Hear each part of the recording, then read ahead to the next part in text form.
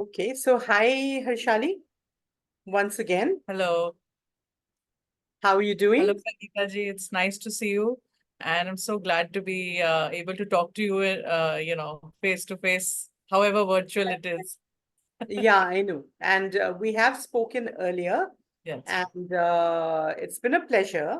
So today, as all our audience, whoever is listening in right now or will be listening to this podcast or video or whatever later on, because many do ji. that, huh? Because this is something that we hope that more people, live audience, will join. But usually at this time, a lot of people are still driving back home from work, and so it's a little difficult. But many of them catch up later. So, for their benefit, I think let's just recap what we are going to be doing today. So, Yes. Harshali ji has, as we were just discussing, you've written about 30 books, but this particular one, I don't know how many of them are fiction, but this Anarkali is a work of fiction, and it has recently been published, I think, right? That's true. That's Yeah, true. and so I was asked to do this in conversation with you. Um, and to tell you the truth, as I've also mentioned earlier, but let me repeat it for our audience, I was very doubtful about that because I know this sounds a little snobbish, but I do not normally read Indian authors writing in English because I find the way they use the language very alien to my, very convent educated kind of sensibilities. So, and this the way the story progresses and all. I never really, apart from Shashi Tharoor and a couple of other exceptions, but so I don't normally read Indian authors, and I was very doubtful about doing this. But then you offered to send me your book, and even when your book came, I was like, let's see whether it'll hold my interest or not. So I started flicking through it, and the first 5 pages or so, I was so caught up in the story and the way you described, the ambience that you created, the characterization that you created, that it just gripped me. And, despite the fact that I fell ill and, blah, blah, blah, but, I just kept coming back to the book and just getting deeper into the story, into the world you had created, a very tangible world, which really felt as though you I was a part of that, and I was looking at whatever else was going on. So I first of all, I just wanted to compliment you on achieving that, Thank and you. that too about a character that many of us have grown up believing was just a mythical character. She was not real. So to pick up a character like that and make her so real and make her so relatable, I should say. Hmm. She is a very special woman, not all sweetness and light, not at all. And that's what I really loved about her. So tell me, first of all, how did you come up with this idea of writing a book first on Anarkali? Because we've all seen the character in Mughal Azam and Anarkali, and you have a particular way of looking at her, all that sweetness and that romance between Salim and Anarkali and all, which to my shock, I discovered is not the case with your book. So tell me how you thought of Anarkali as a character that you could write a full book on, and Hmm. how did you decide to make her so different from the general image that people have of her because of these Bollywood movies? So first of all, thank you so much for that compliment. It means a lot that you were, engrossed in the book. You enjoyed the book, and the book was able to, the story and my Anarkali was able to hold your attention and engage with you. So that's, I think, the most, the most captivating compliment that I can get from someone who doesn't like to read Indian authors writing in English. I'm really, really touched. Thank you so much for that. I'm so glad to be having this conversation with you, Sangeeta ji. You're a prolific reader. I mean, after having spoken to you, I'm so happy that we are doing this together. to come to your question regarding why Anarkali or why did I want to write Anarkali, very frankly, the idea came out of a conversation that I was having with my publisher about another book that I was writing or I was working on at that point of time. And we started talking about how women, how the characters in all my books that I write, the women protagonists are very strong-headed and they're very, they don't really fit into the coy, shy Indian woman that people, they're used to reading or used to read at one point of time, and how different the woman protagonist is becoming slowly and steadily as more women and voices are coming out stronger. And so from that conversation, I think it just snowballed into how historically women, there are so many women characters who have not really been given a voice, and they are just put into this pigeonhole of being a certain type of woman, while that is never the case. I mean, a person who's living and breathing cannot just be a good person or a bad person. They have to have, it has to be a three-dimensional, persona.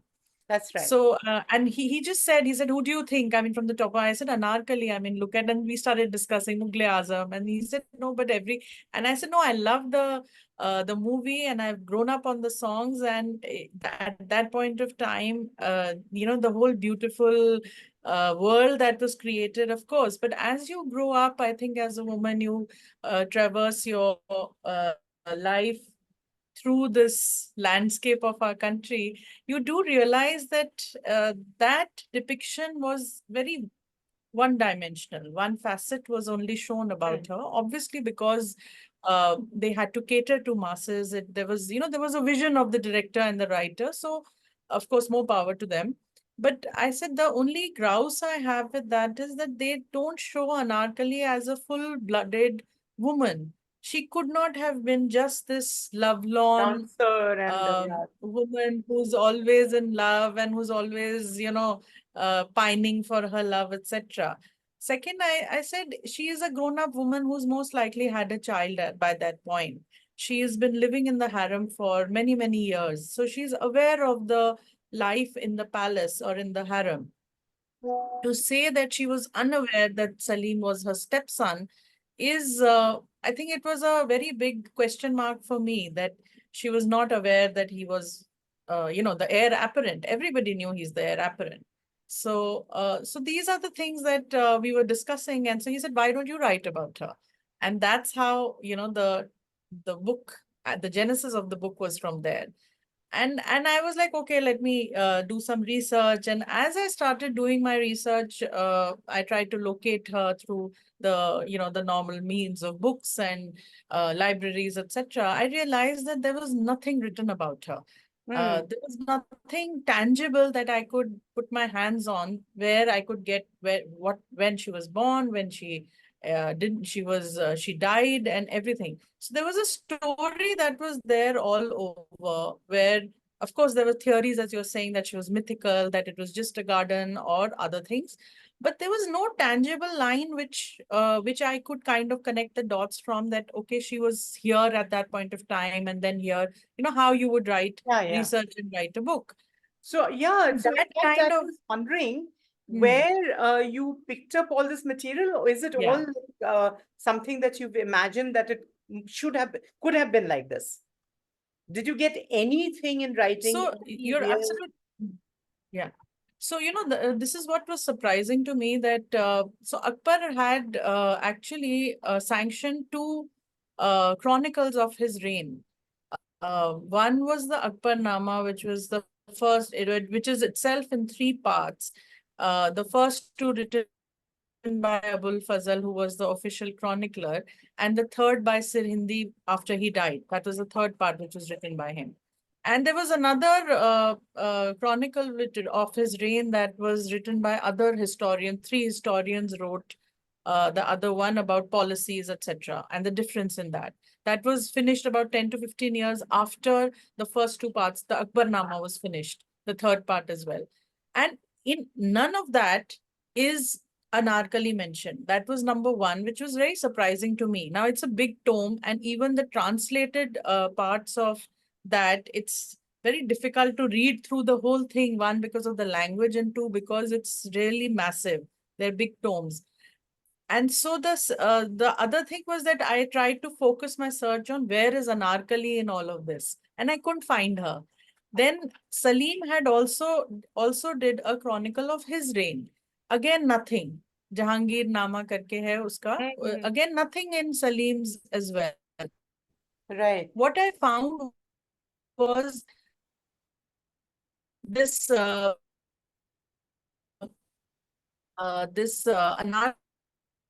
in about an apparent immune wall buried of a traveler called William Finch who came to Lahore, and you were not allowed to go into the harem. So his account is also through other people. It's a Hearsay. third word account. And Hmm. he's just written these two lines that a consort of Akbar was buried alive in the wall because there was um, there were whispers of her having an affair with the son of the king. That is all. So there's nothing about her. Okay. Another few years down the line, another traveler trader had come after William Finch, and he also mentions an episode that happened in the harem, wherein Akbar was about to strike down an adult male who was there, but he stopped at the last minute. Now, so even though there was nothing written about Anarkali per se, there were these very specific episodes that I was able to get my hands on. There's another octagonal garden. There is a tomb with three marble on at one point inlaid in it, not there anymore, of course, and it stands on these beautiful 12 pillars. Now, this tomb is called the Anarkali's tomb. It's in a four-walled garden at this point of time, and it whoever has written about it, it has written that this garden and this tomb kind of portrays a resilience. It feels as if it's been, there's resilience of love that is there um, through time and space. And in that tomb there is a cenotaph, a white cenotaph which has about 99 names of Allah written on it, and also a small couplet by Sadi, who was the 16th century poet, just like Rumi was. So Sadi ka jo couplet hai, if we translate it from Persian, because it's written in Persian, it translates very clearly into that, if I could see the face of my beloved one more time, I would not ask for anything from Allah or from the gods till the day of resurrection. And uske niche unhone niche likha hua hai Majnu Salim Akbar. Now, so when you see something like this, he's the heir apparent. Nobody would have uh, the wherewithal to write something like that, because Majnu is a helpless lover who's lost in love, etc. So nobody would attach his name Salim Akbar ke saath Majnu. So that meant that he himself had, and I truly believe that that is probably her last resting place. Right. That Narkali is So there. that sort of convinced you So that she these was were the probably things real. which were, Hmm. yeah. So these were the few things which did not add up for me uh, in terms of, that why did this happen? As I was telling you about that episode where he's about to strike down an adult male. Now, Akbar was believed in very strict parda. He wouldn't allow even his sons to come into the harem once they crossed into teenage years. So, and the sons are the sons of the concubines who are there, queens who are there. So it's not like these are some random people who are coming in. So भैया even मेरी the thinking children were नहीं not हो- allowed to meet their mothers.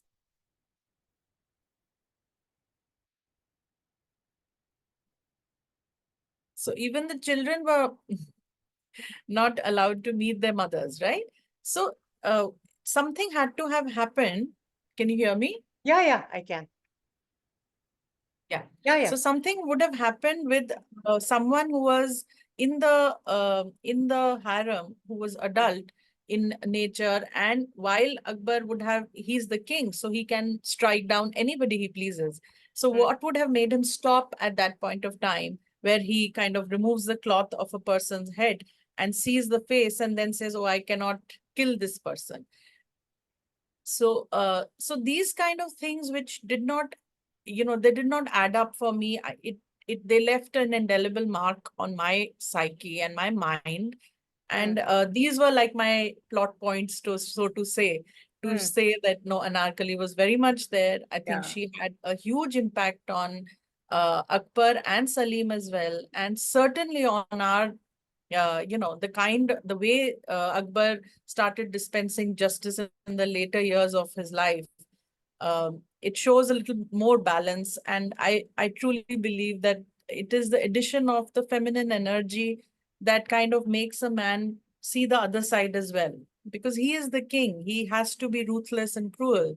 But Mm, when you're able to dispense justice with a little more balanced view, I believe that there has to be someone who's influencing your thought process, who's telling you, maybe adding to your the way you do things, the way you kind of uh, look at the situation that is before you. So those were the things which convinced me that certainly there was somebody called Anarkali who was part of the harem, who mm, probably came from no place, from nowhere. She did not have any backing. She was not anybody's daughter, or like how वहाँ पे भी influence चलता है. mm, So I think and if there was somebody, because young girls were taken into the harem as young as 6, 7, 8, into the harem to be groomed to be courtesans and the lover of arts for later years, for the pleasure of the king and his courtry.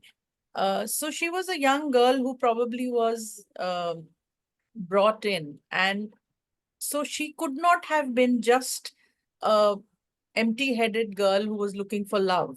She would have had to have a lot of aggression, a lot of ambition to reach a place that she did through the harem, which was very hierarchical, if you read about it. yeah. Uh, and reach a place where she became the favorite. She became the most, coveted uh, courtesan and the consort Yeah. who not only impacted Akbar but also Salim, the two, greatest, the most impactful emperors that our landscape has seen. So there had to be more to her, and that is what I wanted to focus my story on. The woman that is behind all the other facets to her, the love, the affair, and all of that. Um, but who was she as a woman? That is what wanted to discuss. And I just wanted to write a nice, stimulating, engaging story which would seem plausible. Hmm. Which you have succeeded in doing, I must say. And the character that you have given Anarkali is so different from whatever you get to imagine when you watch these movies Yeah. and see the way she's portrayed there. Because there she's portrayed as an innocent for whom this whole Salim thing was, the center of of her life, and she sort of, she just fell in love with him, and then she fought the world for his sake, and ultimately she was killed, or like according to one version, and saved according to another version. Mm. But uh, her whole raison d'être seems to be that love. Whereas here in your book, Yeah. as you rightly said, you have made her into a far more complex character. And what struck me was the whole realism of the thing. Because first, if you were an ambitious woman at that in those days, the only Mm. way for you to make a mark for yourself was through a man. And the more That's true. status that man had, the better your chances of not just survival, but also of getting things that you want in life, whether it is wealth, whether it is status, whether it is fame, whatever it Absolutely. might be, because you couldn't do anything for yourself. It had to Mm. be through a man. So there's this very intelligent, very ambitious, very aggressive young lady who decides, okay, if he's old, but if that is my way to success in life, then I'm going to take it. And then Yeah. what's really intrigued me was that you didn't stop there. That the whole characterization, the whole story has so many shades of gray, some almost reaching towards white, but never so black that you dismiss her as, just a demon in human form. So here she is Yeah. trying to make her way in the world with Akbar. And you've Mm. said that she was his mistress, she bore his child, which was never mentioned Yeah. in any of these movies, right? Then she has this other aspect of her who meets Salim and she's attracted to him, one, because of who he is, two, because she's tired of this old man and how she's having to baby him along. And, like, so she wants someone to cherish her as well, rather than her always Mm. being the one to do the cherishing. So she's Yeah. sort of in love Yeah. with him, but not really in love with him because her ambition is obviously bigger than her whatever feelings she has for Salim. Yeah. And then you bring in the third Mm. aspect of Durjan Singh, where it is actually a meeting of souls. So that takes Yeah. their relationship to a much higher level, to a more spiritual level, which has nothing to do with the physical relationship between a man and a woman. And yet Yes. they're so close, and that yet they make this, this indescribable sacrifice for each other for no reason. I Yeah. mean, anybody Yeah. listening to the whole story would say, but why? She didn't really, she didn't even sleep with him once. And why Yeah. would he go ahead? So, this whole complexity that you brought into her character, the way you played the courtier game, like Mm. who wanted what and how would they go about doing it, and how interests would align at certain points and then diverge at certain other points.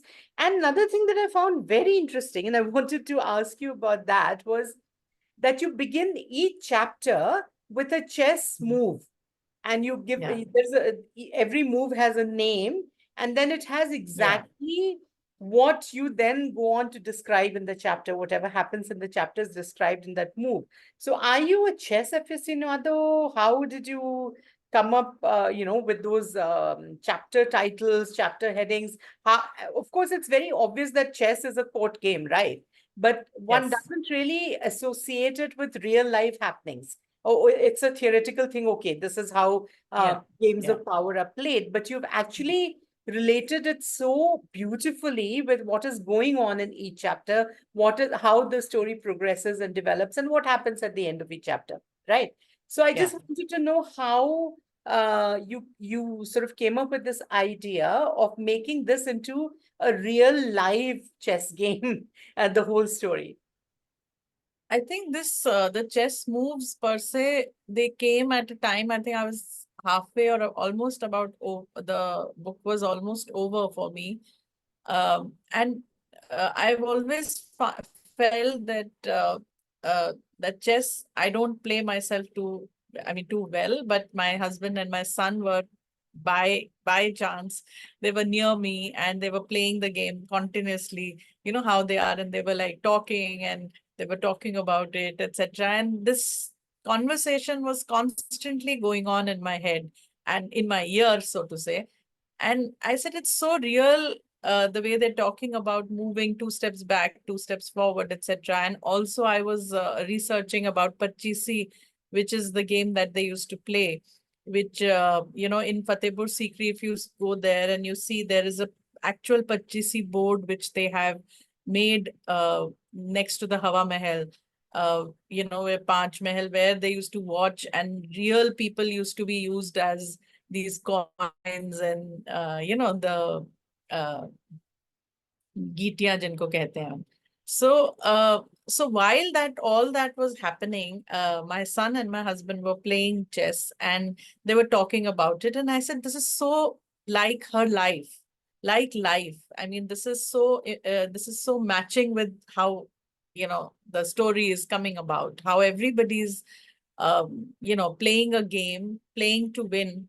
And sometimes you win, sometimes you lose, sometimes you actually make the pawn fall because you have another move coming up, which is more powerful.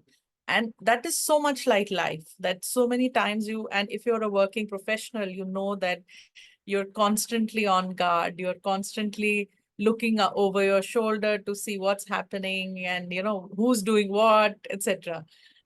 And so it kind of spoke to me. It kind of, you know, it kind of reflected life to me. And that's how I started looking at these chess moves that my my family was playing with. And so then I spoke to them, okay, what's happening, and tell me more about it. I researched on that, and then again went through all the chapters, went through everything, and found the right moves, etc. So it was more of a internal processing of the story that I had written, or I was writing, or in the process of writing, and how it related to a game which I think all of us play at some level. And if you are in the survivor mode, which I feel most women are even today, from then till now, till I think through all generations, years, eons, etc., uh, I think we are constantly on guard, playing a game with each other, playing a game with, um, you know, at our workplace, at our homes, with our relationships.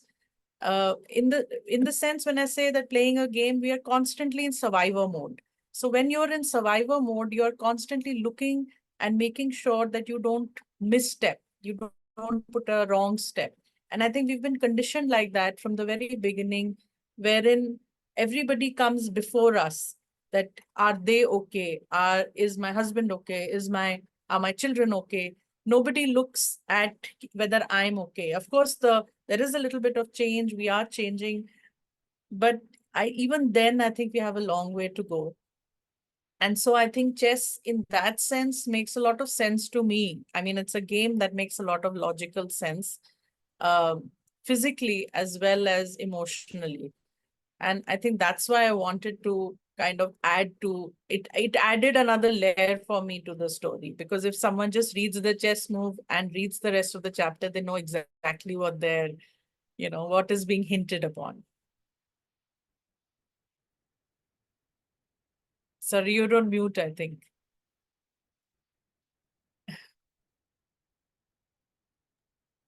Sorry, because I'm having to handle so many things in the I background. can imagine. I can imagine. Yeah. So, yeah, but I think that was a brilliant move in introducing uh, chess as a part of the whole storyline, and using it to encapsulate what was actually Yeah. happening in the story.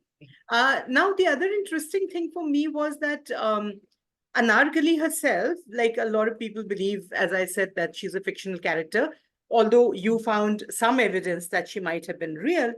But at the same time, you've also used another character, which is also now very largely believed to be fictional, which is Jodha, Rani Jodha. Despite Jodha Mhm. Akbar, a lot of scholars claim or say that there was nobody, some say there was nobody of that name at all. Some say that she was actually Akbar's mother, not his wife. So you chose that character as well, and you made her also very real. And then this whole um, conflict between the favorite courtesan and maybe the Mhm. favorite wife, because she Yeah. was Salim's mother, that has Mhm. also come across pretty well. And Mhm. for me, there were these moments when I felt sorry for all of them, because they didn't have any personal enmity as such, none of them. Yeah. But the fact is that they've all been put together in this kind of a golden cage, and they're Yeah. left with no option but to bite each other, And to hurt each other, to somehow be to the last, compete with each other. to Yes. the last to survive. So, Yeah. even the queens that you've portrayed, at least two have been very prominent. One is Yeah. Jyotha, and there was that other one who's the mother of the other prince. Yeah. I'm forgetting her name. I'd never heard of her except Okay. Yeah. Yes. Yes. because that's also a fact that the women, unless they were killed or something drastic happened to them, nobody remembers their name, Yeah. in history. Yeah. So it was interesting that you brought all these women together with all their Mhm. ambitions, all their jealousies, or because I can imagine, I mean, your husband brings a new woman tomorrow, and right, while you're watching, he does things to her, and shocking, shocking. I mean, for us as modern women, to that extent, this is something that would break us, right? But these women were so strong that they just took it as a part of their fate. They just took it for granted that because they've married the emperor or a king or whatever, this is Mm. something they've just got to live with. And Yeah. they sort of pull themselves together, get on with life, get on with their ambitions, because none of them Yeah. is ready to give up on what she wants out of this whole situation. So that That's was true. an amazing equation also that you have created. And plus then there was this whole thing about the eunuchs, and especially there's one who helps Anarkali and then at the end betrays her. So this whole mix of characters and all, when you were writing the book, did you already have them all in your mind, or did you start thinking of these characters as you went along, like Jodha also, for example? Did you ever think that as scholars are saying, maybe she was not real, but I'm still including her as the queen, as the favorite queen, Salim's mother, and then bringing in more people, including the eunuchs, including the maids, including Anarkali's family, very ambitious and Yes. very Yes. grasping family that she has. So, did you have all these characters in mind, or did they come up as you were writing? Because I find very often when I'm writing, there are characters which just start popping up. It's like, they Yeah. invent themselves and then they Mm. insist on joining the story. So, was it like that for you, or did you already have all these people in mind when you started writing? Not really, actually. So far as Anarkali, her mother and her sister, like the main characters, Abul Fazal, Akbar, etc., I knew that they would be part of the story. The rest, the eunuch and everything, they were people who were the supporting cast, the supporting characters, so to say, the second tier, जिसको हम कहते हैं, who support the main character, to do the things that the main character needs to do. Of course, they pop up later on, and then you say, okay, this is a character who can have a role to play in whether she is being killed or she is being taken away from here or something, so they have a job to do, so to say. So you keep that as your second tier of characters. However, so far as her Jodha, what you're saying, yes, there are several theories that. So basically, what scholars say is that it was actually Miriam Uzafani, that was her name, and she has been colloquially. So I have gone with the colloquial name. I've not really delved into her as the queen or where she came from or whether she was there or not. I've just taken that a colloquial character who is largely known by everybody, whether she was fictional or not. I haven't really delved into that. Uh, One of the reasons I wanted to bring her in was not for uh, for the jealousy, so to say. It was more for during my research, I found that Daniel child who was born to Akbar, he was the third, so to say, the heir apparent, the third prince, so to say. He is also born from a concubine, as was the second son. So there was Salim, there was the second son, and then there was Daniel. Now, the second one was also born from a concubine. If you go into history and locate, you can find his mother's name, but you can't find Daniel's mother's name. Ah, If you do just a basic search, you will see that his mother's name pops up, while Daniel's mother's name is only given, biological mother's name is given as concubine. So that again, it kind of rang a bell in my head, that why has her name not been added? And of course, a lot of theories were there that he was the son of Anarkali and Akbar. Now, at that point of time, what was happening was that the concubines' children, who were the main concubines, so to say, were given to the queens to be brought up. So I wanted to project that as a young girl, she's had a child of, who she wants to be brought up as a prince or as a king, as someone who can later on bear the crown. claim the throne or have Mhm. at least a seat at the table. Hmm. And but for that, she has to sacrifice him to another woman. So as a woman, what would that do to you? What would that make you feel? Because it was not as if Jodha had asked for that role. It No, was yeah, given to her. So as you very rightly said, that all these women were uh, were fighting for a space, for a place where the male of the house, or the king in this case, they could be close to that power center. And you're very right that in those times, it was your identity was what you mean to the power center, who was the king in this case, or the man in the house. And hence, I think it has been ingrained in our DNA as women that we continue to compete with each other for attention, you that know, for attention. that Yeah, attention, for that ability to have a say in the house, because we feel that our power lies in somebody's hands. yeah. And I feel till women realize that that is not the case, that you can actually take your own agency, you can be uncomfortable for a time, but take that decision, step out of that comfortable place that you put yourself into. You will find a strange sort of freedom that you will get. You may have less, but you will have the ability to make your own choices, to have, which she does in the end. And eventually, she pulls Salim to herself again. He comes back to her, asking her to, for the biggest favor again. So, so I think from my idea to bring in Jodha was one, that she was accepting of the fact that there are other people in the harem, and though she was apparently from the Hindu religion, she had to accept that to be able to live her life and survive from one day to the next. She obviously nobody would like it, but everybody was conditioned to accept this role of someone who has to kind of groom the next generation of concubines to pleasure the king or his courtry, etc. So, Hmm. very correctly that you've kind of, succinctly put it, that women were used as and how they would serve their purpose, and beyond that, their identity was next to nothing. Nothing. Yeah, absolutely.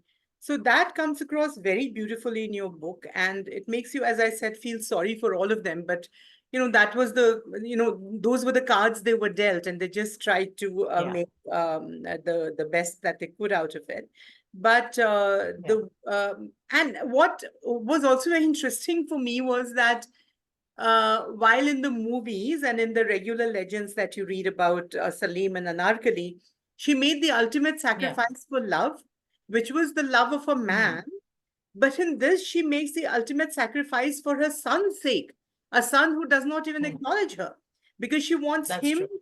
to. So she actually sacrifices the man she half loves, Salim. Hmm. Hmm. She deliberately throws him into the mouth of death. It's a Yeah. different matter, which, as you said, Akbar, once he realized who he was, he does not really go ahead and kill him. But the Hmm. fact is that she had very happily thrown him into into the lion's Under the den, bus. under the bus, Yes. and she was like, okay. So that was the sheer power of a mother's love. So that is a very major Yeah. difference that I found in the way you have portrayed the story, and the ambition in her. It goes from being a powerful man's concubine to maybe being a powerful man's mother, right? So the Yes. Yeah. thing is, it's never that romantic kind of love that moves her to make these, grand moves, or to, like, play this great game of the harem, but Hmm. actually the love of a child that she has born. That's true. And, That's so, true. it was, you've literally sort of, in a way, turned the narrative on its head, and I really quite enjoyed that. And the fact that she and the entire uh, ecosystem of the Mughals, let's say, it comes across in a much more realistic light. Because one other thing that I had reservations about when I started reading your book was about how you were going to portray the Mughal court, how you were going to portray the Mughals themselves, Akbar himself, because like for a long time, we were all encouraged to believe that he was like this, the sun which lit up the world, and he was Akbar the Great, and he was so tolerant, and he was so amazing, and he was so this, he was so that, till you begin to realize that that was all, if not a pack of lies, it was a heavily watered down kind of a version of who he was. Because ultimately, you realize that he set up the Meena Bazaar, which was for what? For him to pick up more concubines, right? And to keep an eye on women. And, and this whole harem thing, that whole Jodha Akbar story had been trumped up to be this great love story between two people who just, the world faded away when they were together. Nothing like that. She was just one of his huge harem. And just, like by chance, she bore him a son who, the legitimate son that he had, who would inherit the crown. But otherwise, like, she was just one of, maybe 1,000 others, or maybe 5,000 others. We never know. So Yeah. what really impressed me was the fact that you had the courage to actually look this whole thing with a clear sight, not get carried away by the romanticism that has always surrounded at least Akbar, and even Salim to a large extent, even Shah Jahan to a very large extent. All that nonsense about, how much he loved Mumtaz and he built this, that. We all know that that was just, his own ego asking for expression. It had nothing to do with Mumtaz. He had a million other women. He even, like, he had a whole lot of stuff in his life which is very far from being, admirable or commendable. But we don't talk about it because we've been brought up to believe that the Mughals were great. So the fact that you did not do that really impressed me. The fact that you portrayed these men, whether it was Akbar, whether it was Salim, as, something that they really were, much closer to how they would have been, rather than this very romanticized version that we've all grown up believing. So congratulations on that. And I really, really appreciated that. So when you were writing these characters, like, I'm sure you've done some research into the kind of people they were, and but their motivations and their reactions to situations and all. Some of it is recorded, so you must have drawn on that. But Yeah. you have woven a very convincing picture of all these men as just exactly the way they would have been. So how did Uh, you, did you sit down and actually pare away the romantic aura surrounding them and actually portray them the way they were? So as I said that my research, I think one of the first things I learned about from this, my takeaway from this book is that people like us who are scholarly, who like to read a lot, we tend to get lost in the research. So in this case, I had to kind of have a narrow tunnel vision of research of what I wanted to do, because everything is very interesting. Everything that you read about the Mughal era, uh, makes you want to find more. It's like a never-ending rabbit hole. Right, So in this case, I wanted to understand how the harem was set up, what were the ins and outs of it, how were women treated, how were the local people behaving, how were the women of the harem allowed to do other things besides being for the pleasure of the king. So that was where I was drawing my research from. Secondly, there are a lot of versions of how normal people were living. And once you start writing, I think inevitably you're surrounded by so many people on an everyday basis. Some reality does seep in and should seep in, I feel, into your characters. So a man who is of a certain age will have a protruding tummy, he will have certain gaseous problem, he will snore, he will do all those things. So to say that, oh, he was this robust person, which is not true. It is, why would I write something which is not convincing? yeah. And we've all read the books where you read a book and you feel, oh my God, the author has not even researched basic things. And so I was scared. And in all my books, research is the spine of my books and stories. So I cannot go wrong there. I don't want to go wrong there. I think that's one of my pet peeves, in the sense that if I'm not sure of my work and what I'm putting forward to for people to imbibe or to read, I will not give it to the publisher. So that was for sure there. So far as Akbar and the harem and how he set it up, um, so if you go now to Fatehpur Sikri, what they show you as the astabal or the stable was actually the harem. Uh, if you see what it looks like, I can just give you a brief. I don't know how much time we have left. It's a rectangular long passage, and it has rooms on the sides. That's right. And these are like square rooms, yeah. And every room, in the front of it, there is a semicircular thing with a small hole where they say that they used to tie the horses or the Yeah, reins yeah. of the horse there. So the guides will tell you that this is what it was meant for. Now, when the first time I had gone there, I just simply believed that, okay, this must be it. But after I had researched the times, I went back and I spoke to the guide. I said, was this the harem where this is where all the younger women were kept? So he said, aap pad ke aaye ho, matlab. So, they also kind of, kind of Whitewash bow the to the reality, kind you know. people, yes, Mm. people that are coming there. And actually, if you step into those square, they're like just simply laid out square, rectangular small rooms, like maybe an 8 by 10 or 8 by 8. There are no curtains, there are no doors at all. And so they probably had these young girls who were brought in as spoils of war, or some had been gifted to the emperor, and he could just walk around the place and take his pick. So there was no privacy, there were no doors to be closed, etc. They were there for the taking. It was only the main concubines, the mothers, the sisters, or people who he considered as important. They were given the Right. palaces. They were given the rooms. They were given even there were different rooms in the palace, that if there was a main wife or a main queen staying there, she would then give people who were on her side rooms in her palace. So once you read the book and go and see Fatehpur Sikri again, I'm you sure get it an will look very idea of similar. what, yes, because once Yeah. I went, it was such a sort of validation, so to say, from the person who was there, because he said, "Acha, aap पढ़ के आए हो मतलब."